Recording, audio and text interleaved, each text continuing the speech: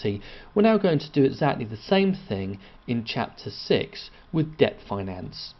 So we're going to look at various types of short-term and long-term debt finance before progressing onto calculations that will demonstrate what the cost of debt is, which will be an ingredient in choosing whether to use it or not. Having demonstrated how to work out the cost of debt and the cost of equity in the previous chapter, a little later on we'll show how to work out a weighted average cost of capital, which will allow a company to assess its overall cost of finance. This will be useful in net present value calculations later in the course.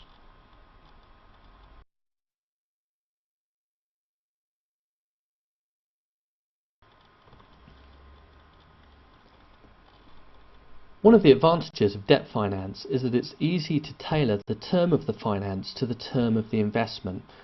We looked at this idea in Chapter 4. If you only need finance to cover a short-term fluctuation in current assets, then you're very likely to use short-term finance. And there are various sorts of short-term debt finance that you need to be able to assess and discuss. These are covered in lecture example 1.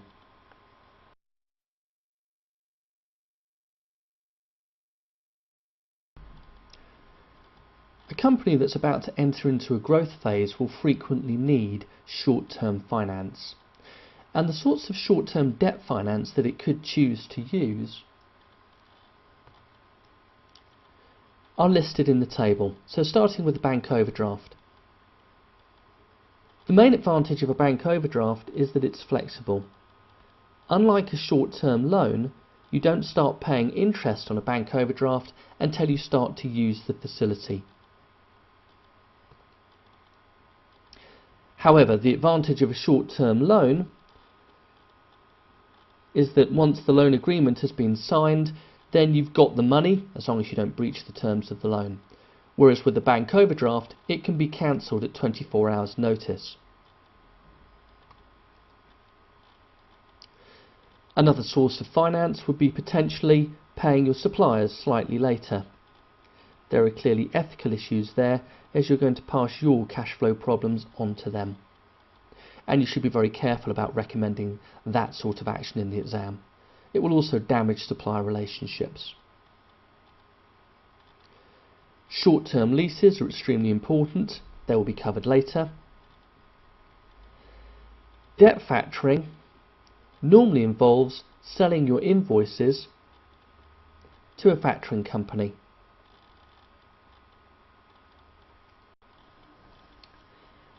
This is normally a little cheaper than an overdraft because the debt factor has security. They own the invoices. The company receives funds up front and pays the debt factor a fee and also some interest until the debt is paid by the customer.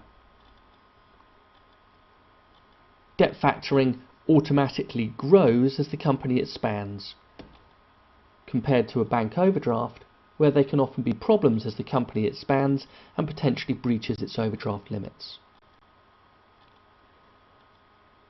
Finally, we could consider the use of commercial paper. Commercial paper is an IOU, typically for a minimum of £500,000, and it's repayable any time up to a year ahead. Big advantage of commercial paper is that you don't pay interest. The commercial paper holder will simply get some capital gain at the point at which you repay them the money. So for example, if you sold an IOU for 500,000, they might buy that IOU from you for 490,000, and then you'd have the 490,000 and you'd repay the 500, giving the commercial paper holder a capital gain of £10,000. Commercial paper can only be issued by companies with an excellent credit rating. As we discussed in Chapter 4, short-term finance is normally cheaper than long-term finance, and therefore you'd look to use it particularly to finance short-term movements in fluctuating current assets. For the rest of the chapter, we're going to concentrate on long-term debt finance, which is normally suitable to finance investments in non-current assets, which can take many years to pay returns.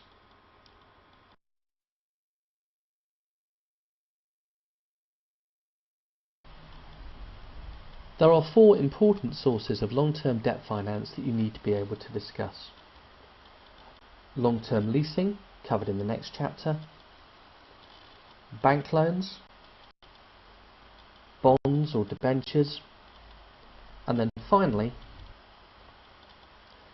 Eurobonds, which are covered in later chapters. So here we're going to focus on bank loans and domestic bonds.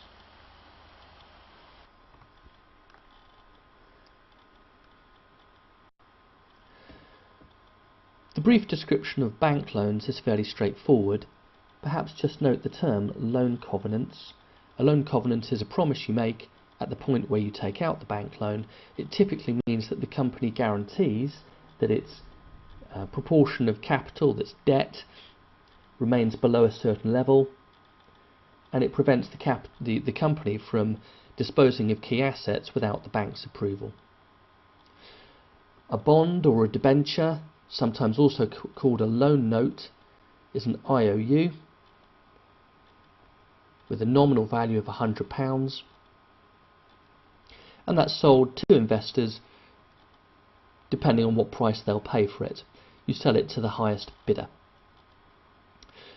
With a bond, there are many different sorts of bonds, as we'll see later in the chapter. They're normally secured and they normally carry loan covenants as well. Now let's compare bank loans to bonds in lecture example 2.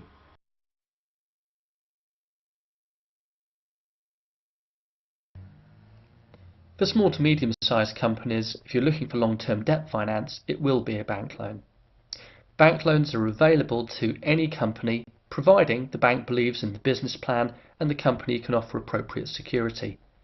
And they can be organised very quickly, particularly if you've got established links with a particular bank and they understand your business and trust your management team. And also, periodically, the government will offer support to stimulate lending to small and medium-sized businesses. The details of these sorts of schemes, like the Enterprise Finance Guarantee Scheme, are not examinable. But it's a good example of how you can build your understanding of some of the issues being faced by small businesses by doing a little bit of research and being aware of this sort of scheme. So if we do a little bit of this together, we can go onto the BBC website, type in Enterprise Finance Guarantee Scheme, and it will take us to a page that gives us a little bit of detail, and we can just scroll down the page and pick up that under the scheme in the UK government will guarantee 75% of the bank loan and will therefore encourage banks to be lending because they're guaranteeing the loan. But that this scheme is only open to companies for fairly small amounts of money.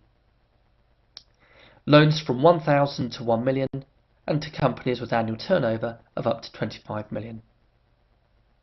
As I said, this sort of detail isn't examinable, but if you dropped in a reference to the Enterprise Finance Guarantee Scheme and it was relevant, then it would pick up a mark in the exam. And it just helps to be aware of what's going on in the real world. Bonds are generally cheaper than bank loans. A bond is normally bought by something like a pension company.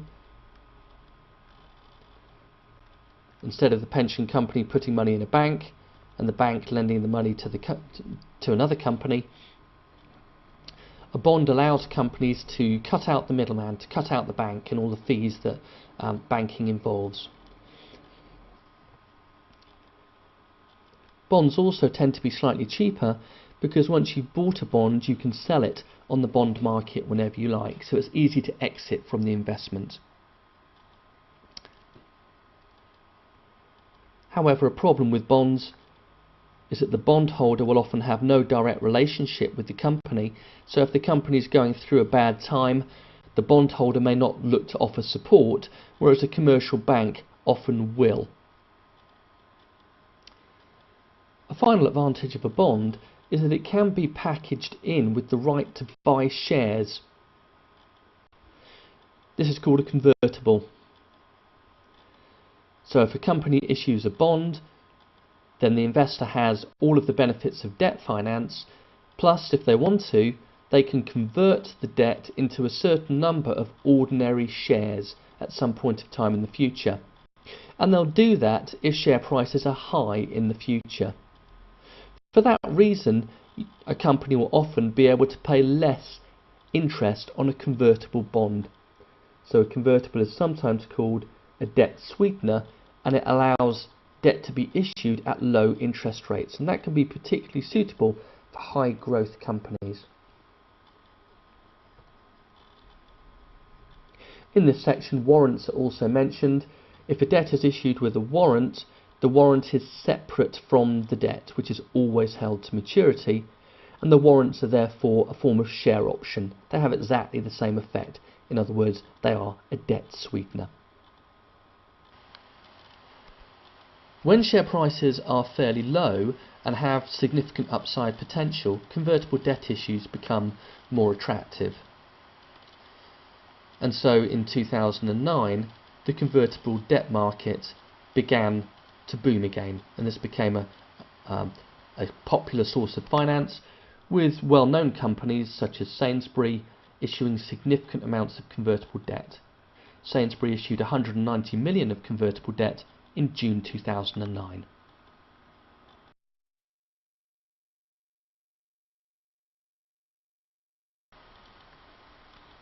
Now let's move on to look at the cost of debt.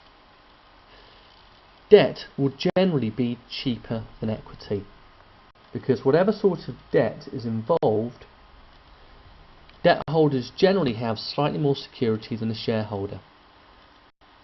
Interest has to be paid, whereas dividends are discretionary, and often there's security as well. How to calculate the cost of debt depends on the type of debt that we're looking at.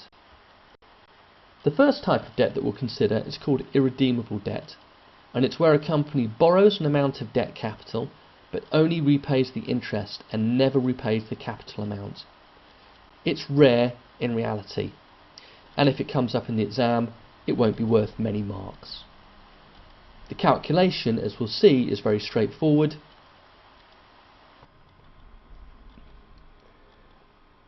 And the calculation is based on a formula that's given in the exam, and it's very similar to the formula for the cost of equity that we looked at in the previous chapter.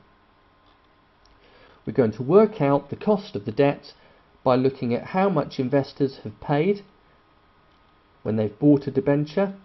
So that money is going to go to the company, that will be the amount of money that they've raised, and comparing that to the amount of interest that the company has to pay on the debenture.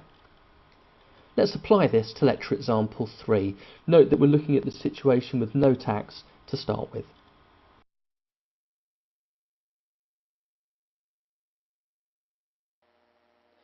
In example 3, we're looking at an 8% debenture.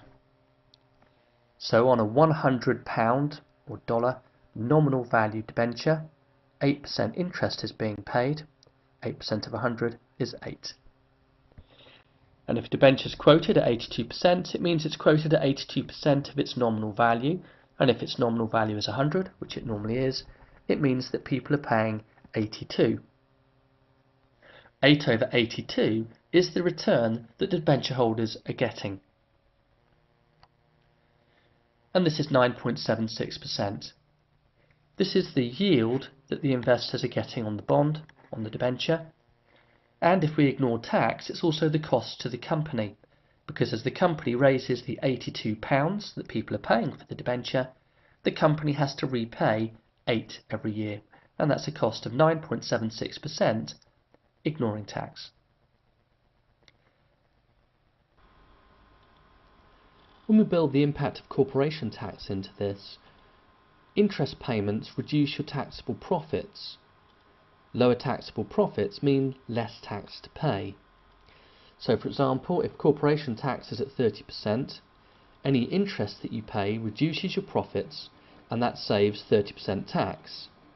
So when we look at the formula, again the formula is given, and we incorporate the impact of tax, it's the same formula as before, except that we're multiplying the interest payment by 1 minus the tax rate. 1 minus 0.3, if tax is 30%, is 0.7. So we're taking the previous cost, we're multiplying by 0.7, and that has the effect of reducing the cost of debt by 30%, and that's the tax saving. Let's apply this to the lecture example.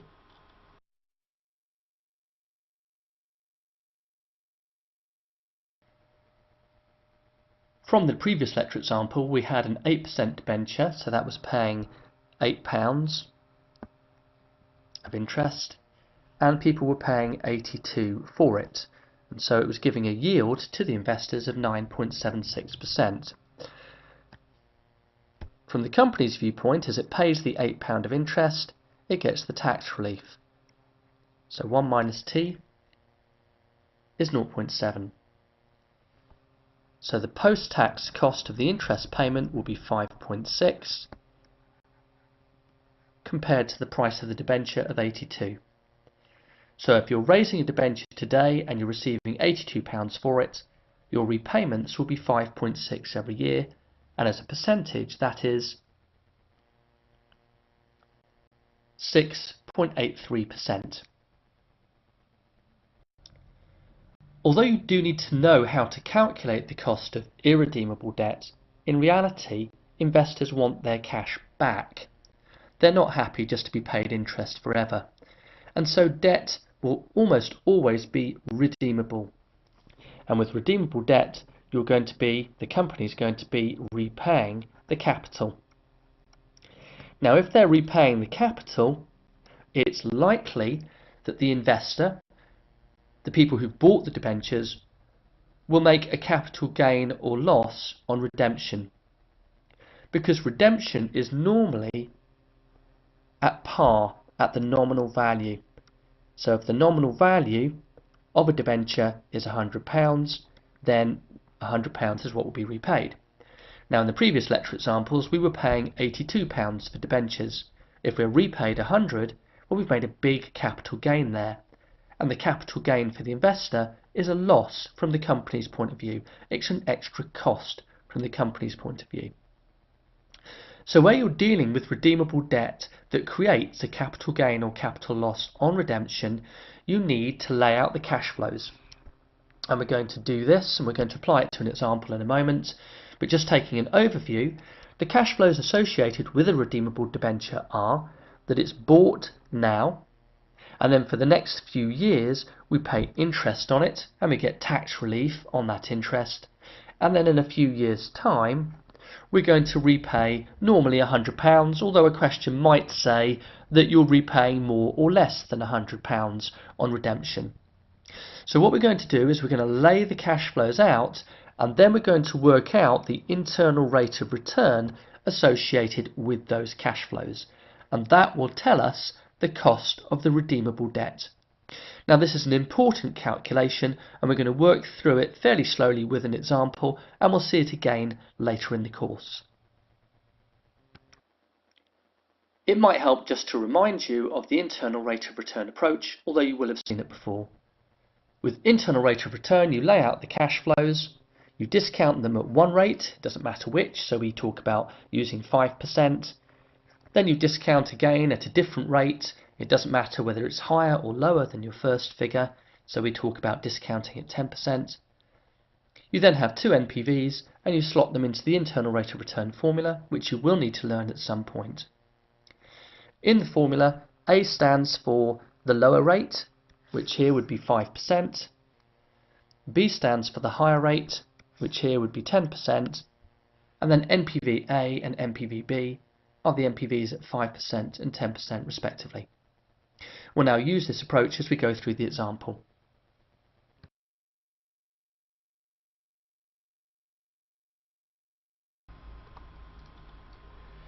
In lecture example 5, you need to get used to the jargon. A 5% debenture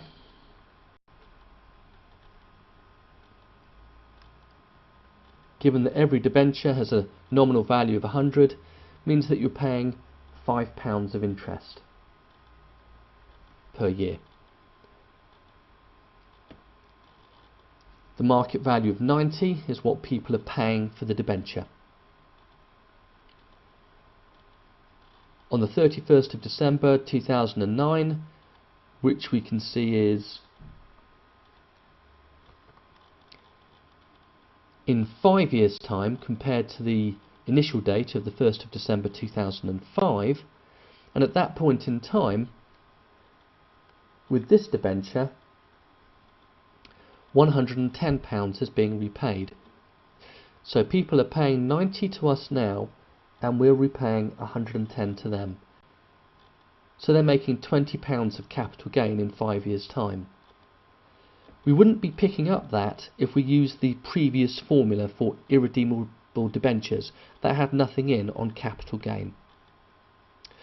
The first step in establishing the cost of debt here is to lay out the cash flows. Today, the 1st of January 2005, £90 is being paid for the debenture.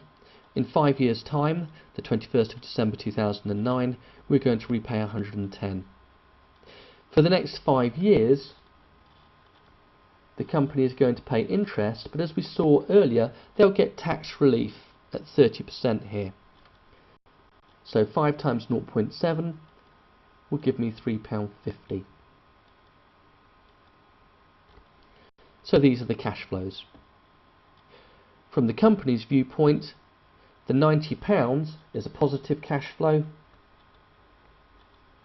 and the other two cash flows are payments. But for ease of interpretation, we're going to look at the cash flows as if they're a project. So, imagining that 90 has been invested and the £3.50 and the 110 are receipts. And we're going to do that because that's how you will have calculated internal rate of return in earlier papers. In fact, it doesn't matter which approach you use, but we're going to set out the cash flows as if they're a project. We're then going to discount them at 2 rates. It doesn't matter which rates you use, so I'm going to use 5% and 10%.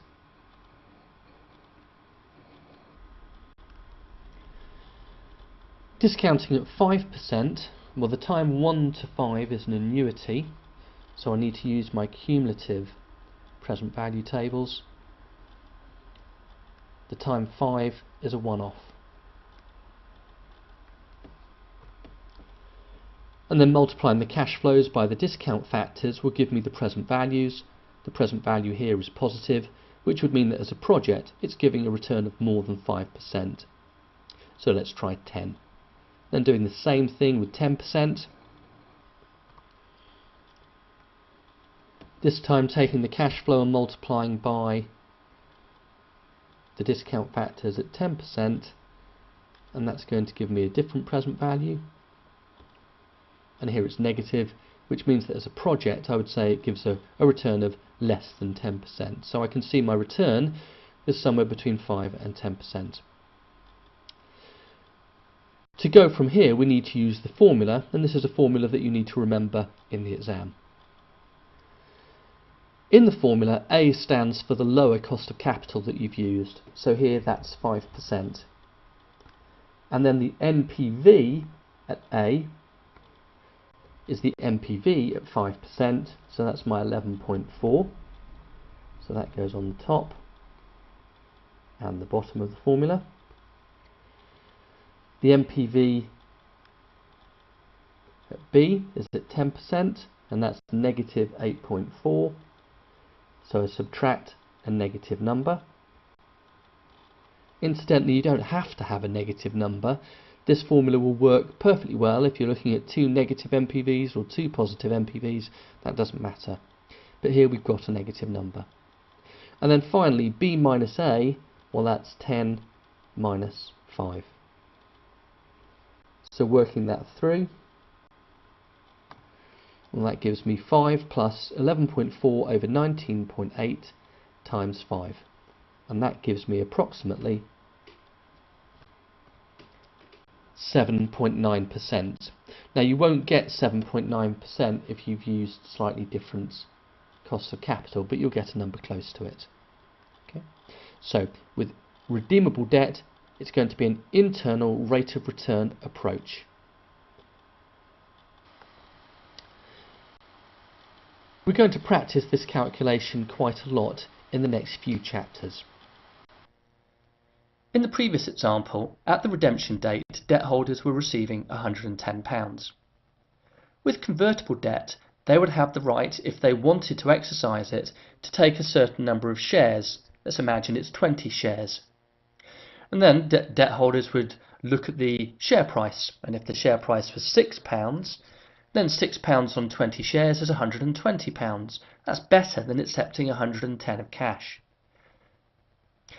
The debt holders would be making more money, and it would be costing the company more money to have convertible debt in this situation, because on the redemption date you're having to give away £120 of shares instead of simply repaying 110 of cash.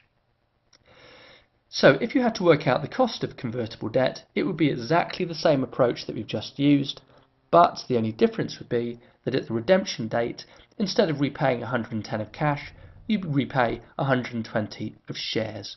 So again, it would be an internal rate of return calculation.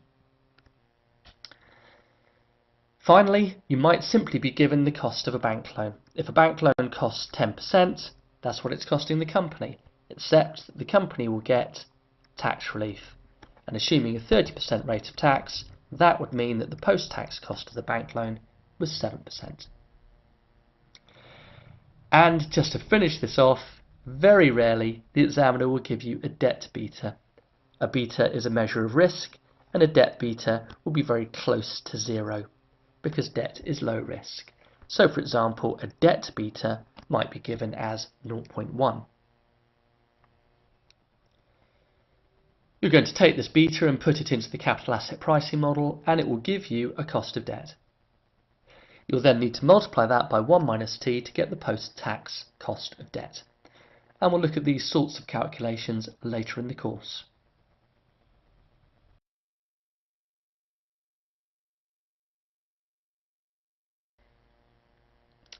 And just to finish this off, very occasionally you're asked to look at the lender's viewpoint in the exam, and to think about what sort of factors would influence the interest rate that they're going to charge a company on a loan that they're going to make. In this case, you can use the mnemonic PARTS, P-A-R-T-S. And you can suggest that an interest rate will be higher if the lender assesses that the project is risky, or the management team is perhaps inexperienced. If the loan is for a large amount of money relative to the financial resources of the borrower, it's going to look a little bit more risky, a bit more difficult to repay. If all of the capital is being repaid at the end of the loan rather than in instalments, again it's riskier from the lender's viewpoint and they'll charge more. If the loan's for a long time period, well, the future is always uncertain. That'll bump up the interest rate a little bit in most situations. And finally, if the company can't offer much security, then that's going to bump up the risk of the lender and they'll want a higher return as a result.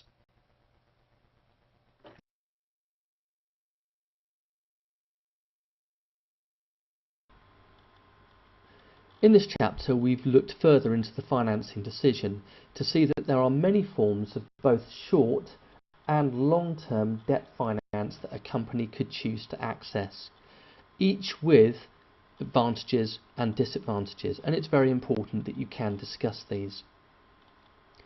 We've also seen that there's a wide variety of methods that are used to calculate the cost of debt. You'll need to practice these by doing questions and examples, and we'll do some of this later in the course. The most important calculation for the cost of debt is calculating the cost of redeemable debt using the internal rate of return formula, which is not given and you'll need to be able to use and to use it quickly in the exam. Finally and briefly, we looked at the idea that lenders will charge you a higher rate of interest if the loan looks risky, and that there were 5 aspects. to their evaluation of that. Note that in Chapter 9 we're going to talk about whether to use debt finance, and in Chapter 12 we're going to look at whether to use overseas debt finance, and both of these are important issues.